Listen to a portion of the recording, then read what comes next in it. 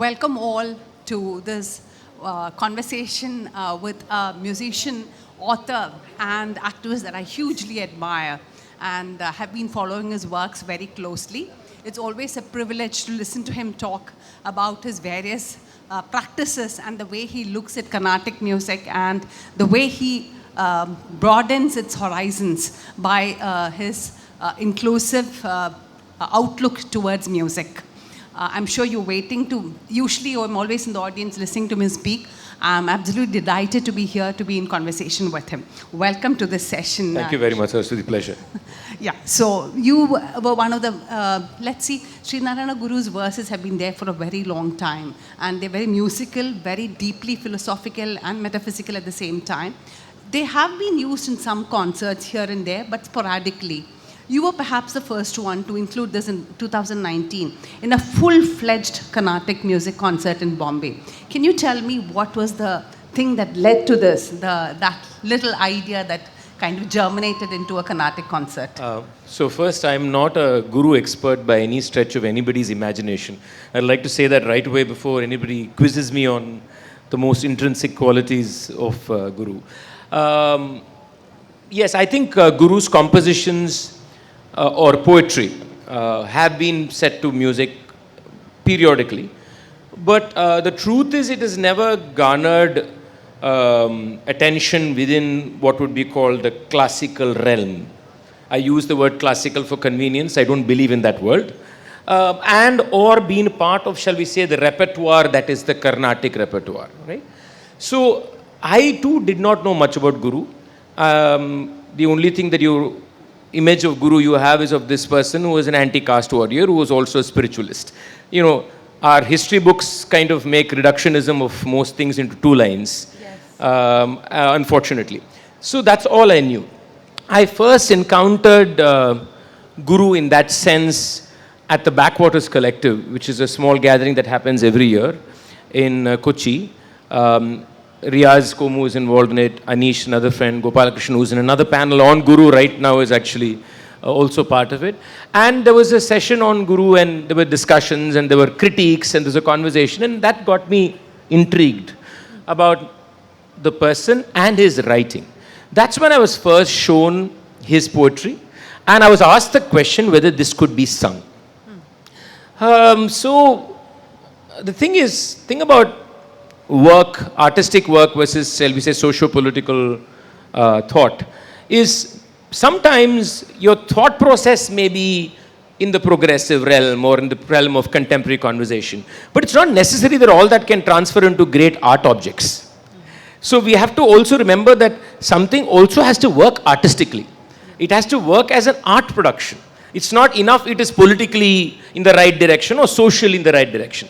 So, but the startling thing for me when I first read Guru's poetry was, it was naturally musical. You have a lot of great poetry which is far better read than sung. You have a lot of great poetry which is far better sung than read. Guru is beautiful both read and sung, which is very unusual. The only other person I can immediately think of whose poetry is musical and poetic is Subramanya Bharati. In that sense, you could pick any page of a Subramanya Bharati poetry collection, you can just sing it. And to me, that was the first thing that struck me, that it's all singable. So that's when my journey began in trying to put this to music. Of course, I had a lot of help from many people who were the scholars. So that's how it began. Guru had written in Tamil, Sanskrit and Malayalam. So I'm sure it wasn't easy a journey to understand his lyrics and to compose them in different Carnatic ragas. So did you take help to understand the depth? Because his verses have meanings on many multi-levels, you know, because they're not simplistic verses where something just says something. You can't take it like that. So what was the kind of work that you did to understand these lyrics and to comprehend them, to sing? You know, I actually think that any good writing always has multi-layers. If it doesn't have many layers, it's bad writing. Okay. Whether it is prose or poetry. If writing has to speak at different layers, and writing also speaks to each person. So there is no one import in great writing. Writing allows, see the thing about beautiful art, whether it's literature or whether it's music, is actually its ability to make you imagine. So if you have great poetry, the greatness of the poetry is not the imagination of the poet, but the imagination of the poet that allows you to imagine. Very true. Right? So I think that's what is important for all great writing. And I think with the Guru, it is automatically there. You could take it, I mean, there is a lot of bhakti poetry if you want to. Again, these are all tags we put into things, right? So, which is literally just about a goddess or about Shiva or about Vishnu. But then you could look at the layers, look at the language, look at the contemporariness at times with the usages, and say there are many other things happening parallelly, which kind of transcends time, transcends historicity, transcends mythology to reality. So I think these layers I try to understand to the best of my abilities. I am, like I said, I am not a scholar, so I'm not going to say this. But let me say another thing, When I said that his poetry is musical, that too should not be taken literally. That also has layers, that statement. Is there a meaning in Shabda, is a question that you can ask. In the sound of poetry. Of course there is. Right? So, when you sing Guru, you're not only singing the semantic meaning, you're also singing the meaning of sound. So, what about that meaning?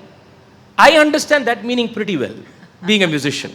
Right? So, I think at times I am not possibly tapping into even the lyrical meaning. Oh, okay. Maybe I'm not. So if you give me a poetry of Guru, of course I know the meaning, basic meaning, I know the layers of meaning, but am I tuning it immediately saying, oh, this means all this, therefore, no. That's not how it works. You pick it up and you sing. You actually pick it up, look at it, and you just hum and sing. Where is that humming and singing come? It's coming from the sound of the Sahitya or the sound of the text. So there is a meaning that is also communicated sheerly by the form of the language. Which is why when Guru writes in Sanskrita or writes in Tamil or writes in Malayalam, they are very different beings. Not only because of the language, but because the way he uses, his Tamil is very different, for example, from the Tamil I would sing otherwise. His Sanskrita is also different. Yes.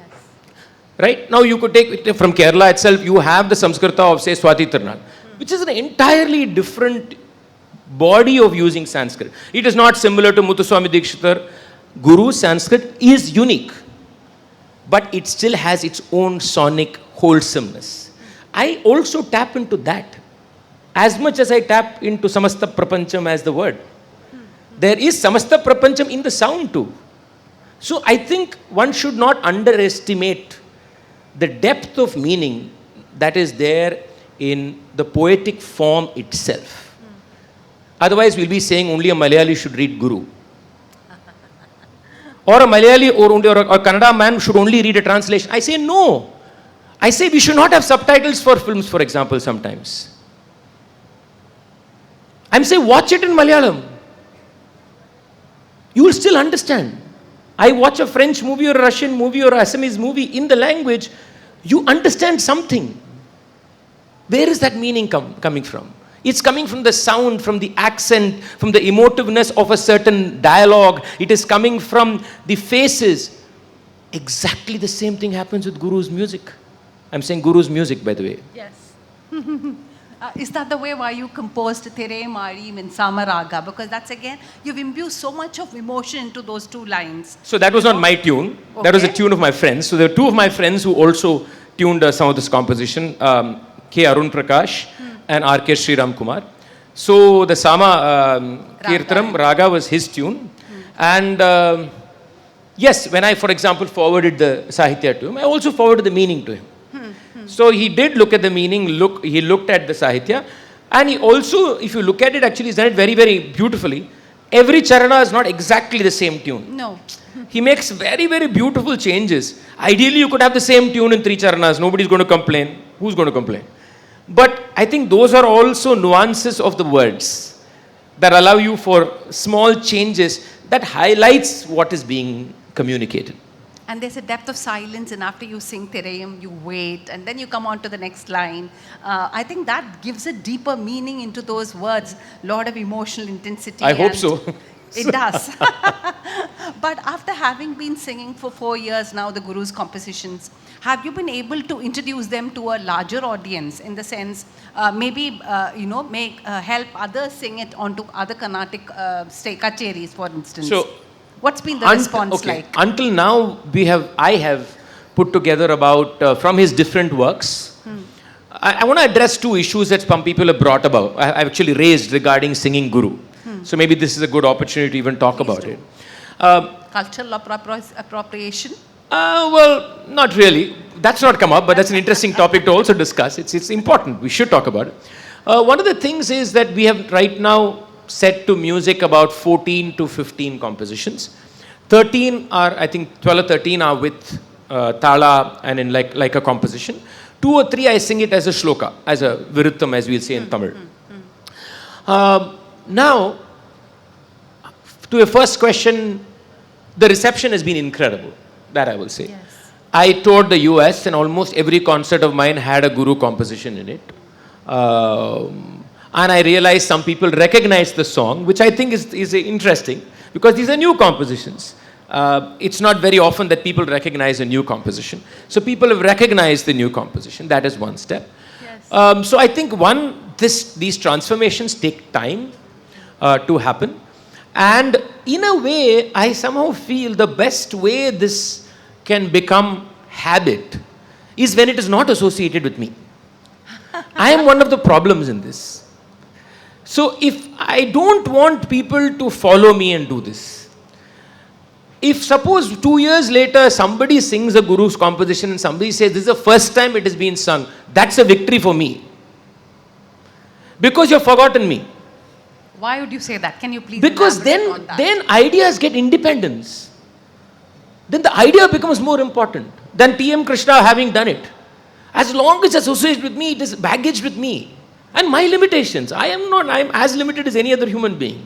So I'm just saying that's why it takes longer.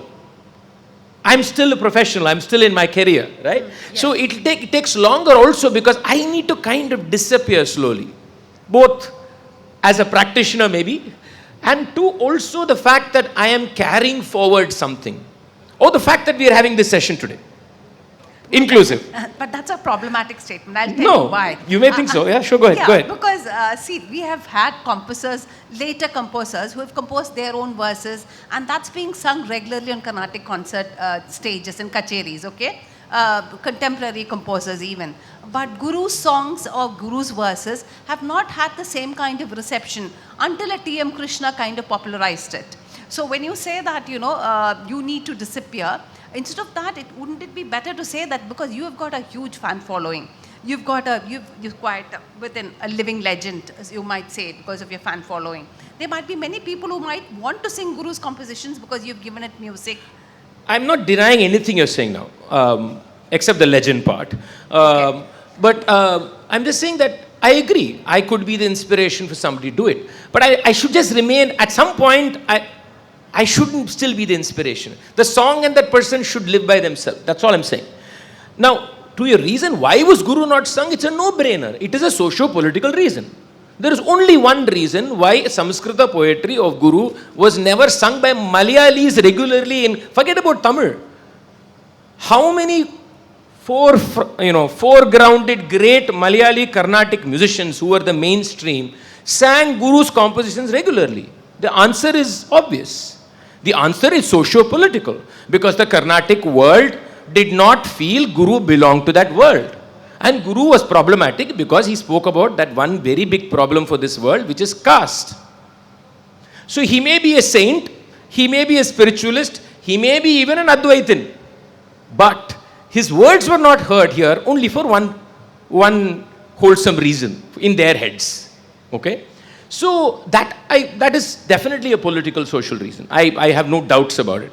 But I'm just saying, for it to move forward, to your question on moving ahead, that's when I feel that this first person done it, or the person carrying that energy, at some point should dissipate is my belief. This is true of any activity, I believe. For it to have independence and have its own voices in plural, have its own different narratives, you need this association with individuals to kind of be tempered. We talked about Tere Mari. Would you mind singing 2 lines of that, just so that our audience could I hear? was risked that Please. you will ask me, so I brought the lyrics with me. I know how to get into trouble here, so. It would be lovely if you could sing those, because that's one of my favorite compositions, the amount of depth of emotion that goes into it.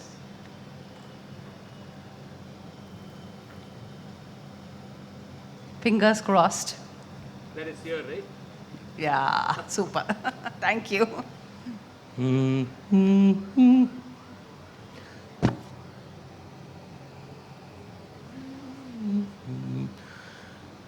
ആഴിയും തിരയും കാറ്റും ആഴവും പോലെ ഞങ്ങളും ആഴിയും തിരയും കാറ്റും ആഴവും പോലെ ഞങ്ങളും മായയും നിൻ മഹിമയും നീയും എന്നുള്ളിലാകണം ആഴിയും തിരയും കാറ്റും ആഴവും പോലെ ഞങ്ങളും മായയും നിൻ മഹിമയും നീയും എന്നുള്ളിലാകണം ആഴിയും തിരയും കാറ്റും. Thank you so much. That is just lovely. And thanks again. Okay. Water break. Yes, but having said that, you were talking about the socio-political thing that, maybe stopped many people from even considering singing the Guru's verses on Kacheri concerts. But now there is a beginning, and you forget that there is a lot of temples dedicated to the Guru. There are a lot of branches in his name, social reform movements. It's a pity that people have not got on to this and started popularizing it. So hopefully when you start singing, what has been your journey with the Guru's verses? What have you learnt? Or have you learned, or have you imbibed, have you felt something when you've been through the Guru's verses?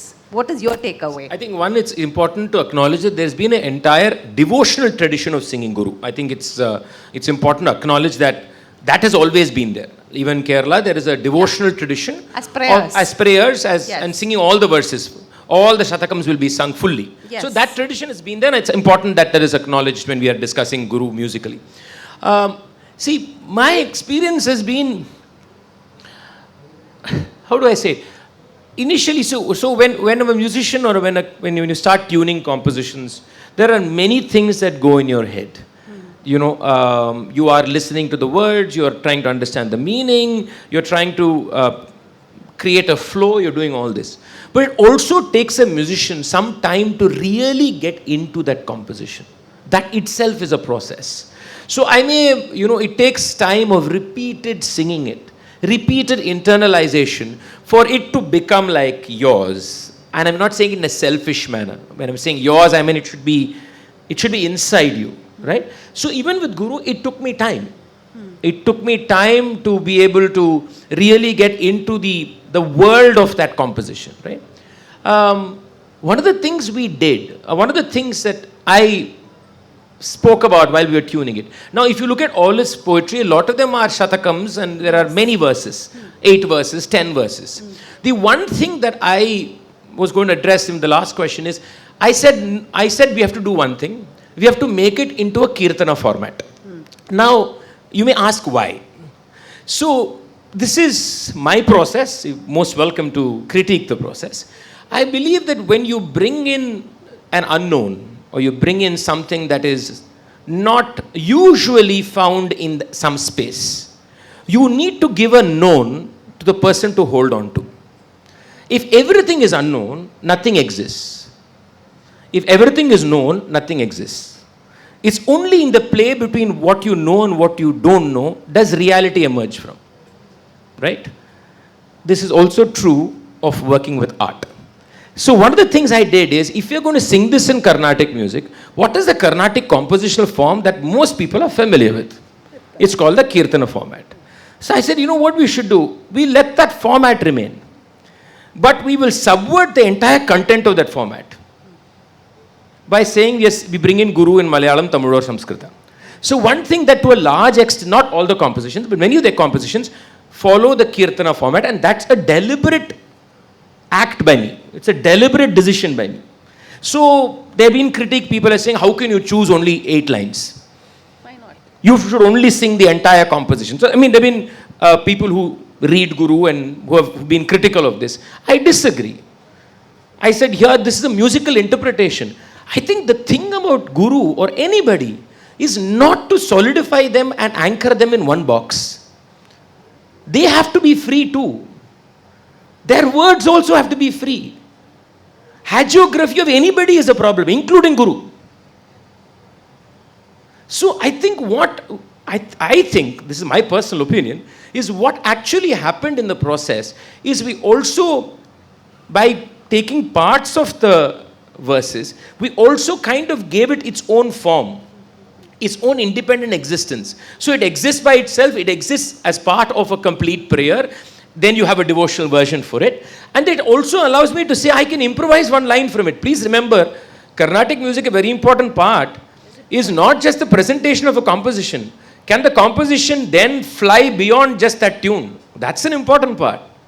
And I must say, Guru allows you to do that. You can take one line and make it completely move in directions that maybe even Guru didn't imagine. That's what art does. Exactly. So I think what has also been possible through this process is to take lines, explore them musically, in that way give different resonances to the audience, the way listen to it. So it has been fascinating. So for me, every time I have rendered it, every time I have improvised on it, it has been a greater depth of understanding the composition. Definitely. What the experience is something I never like to articulate. I will not articulate. That's for each person to find for themselves. I've seen an old video of yours wherein you say that you were listening to, I forget who it was, I think you were listening to a senior musician and you had tears in your eyes. She was singing Shanti Nilayam, and you said that was the first time that music really moved you. I think it was Notes to Myself in one of your videos. Yeah, I know. It was D.K. Patamal. I know what incident you're talking. Yes. So you were talking about the emotion that you felt more than the meaning of the words, or this was a favorite, hymn or anything like that. Is that the same feeling that you have when you approach any kind of music, or what is the feeling like? This is exactly what I don't want to talk about. You're still picking on. I'll try. I mean, the only reason I don't want to talk about it is it can sound very self-indulgent. When you speak about it. It sounds very self-indulgent. So if I sound self-indulgent, please blame it on her or not on me. But, I think everybody in life has profound experiences. It doesn't have to be musically induced. It can be just a walk in the park. It could be just one morning when you just got up, right? I think profundity is always there. We sometimes tap into the profundity. So the next question is, what is the quality in us in those moments when we tap into profundity? That's the next logical question. And my tentative suggestion there is, what actually happens is, one, those moments or those experiences are times when you're extremely vulnerable in a very positive sense, which means that all your guards of yourself, all the power about yourself, if you have, whatever you may have, kind of disappear momentarily. Which means it is not about you having experienced something, it is just about the experience happening and you being, not even you, or you witnessing it, right? I think those are the profound moments. They may last only a few seconds, they may last only a song, they may last a walk, it could be anything. And people like to give many words for this experience. I prefer not to categorize it. It's just something very precious. And to me, the preciousness is not in its purity. I actually try to flip it on its head. And I think the reason why these moments are precious is because they tell you what a wretched person you are. Which is true. Because only in those moments you realize on normal life what you are. It's a mirror. Those moments are a mirror. And I'm talking about a mirror when talking about gurus, I think probably appropriate. But those moments are a mirror. And what does the mirror tell you? Not, oh wow, you're having this great experience, you're a special. No. They actually tell you how dirty you are inside you. So to me, the profundity is a moment of great reflection of reality of yourself, rather than something that is hanging in the ceiling over there that we are saying, oh, we're all levitating anyway. We're all here, terra firma. It's a human experience. It's an experience of reality. So to me, Guru offers that to us.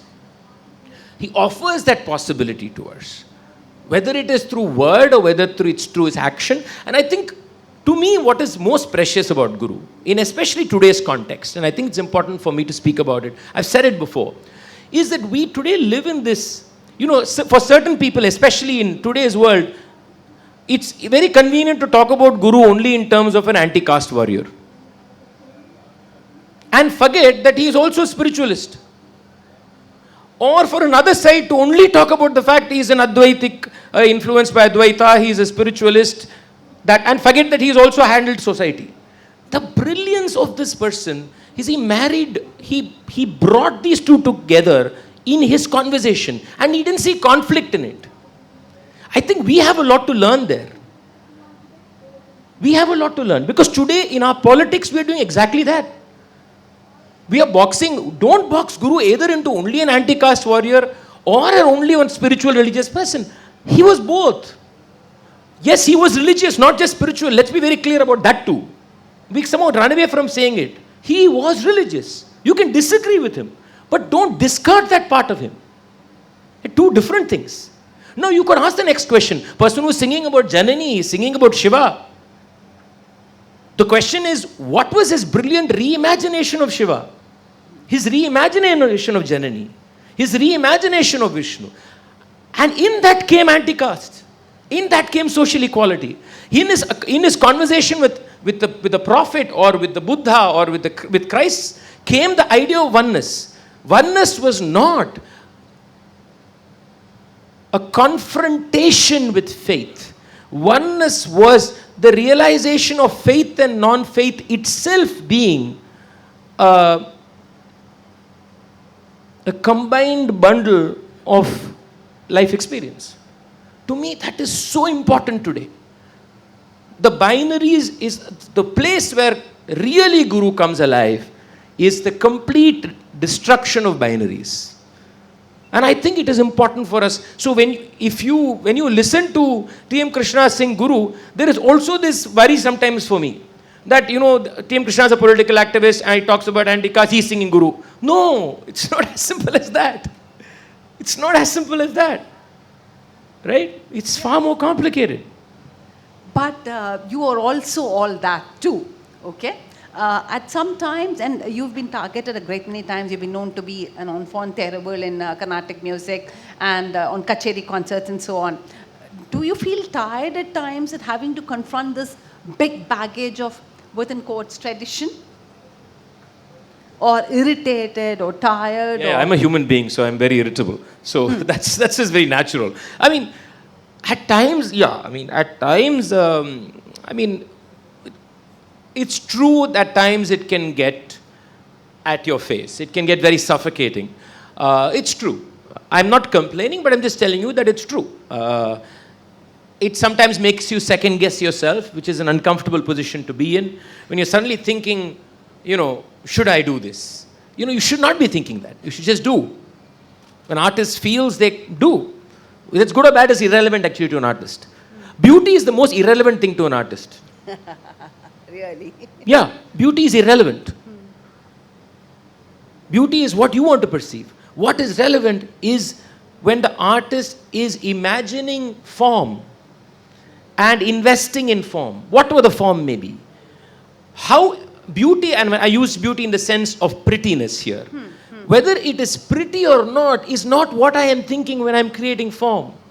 I am just saying there is a relationship with form. Prettiness is irrelevant, totally irrelevant. But the problem with today's world is you're also wondering about prettiness. There comes a suffocation. And prettiness also means conformism. Yes. Prettiness also means not challenging beauty. And I'm using beauty in all its respects. So sometimes, yeah, it is, it's difficult. It's very claustrophobic. But I guess you let it pass and then get up the next morning. Thank you. But then when you talk about tradition, it can also be a huge baggage, isn't it, sometimes? This thing can be a burden on you at times, and yet you have taken the tradition and kind of subverted it. Look at Guru's verses. They're very traditional, but they're very modern and contextual, given them new life, breathed. I mean, he's used English words in his poetry. He used road in his poetry. He is, I think somewhere the metaphor he uses is with a steam engine, if I remember right. Relating to God. I mean, his steam engine. Imagine how interestingly modern the man must be in early 20th century. Steam engine should have just come at that point of time. Right? So, I mean, very, very interesting in that way, right? Tradition is this. Tradition is our own convenience. We find something convenient for a sustained period of time, and if the powerful group in that says it's convenient, it becomes tradition.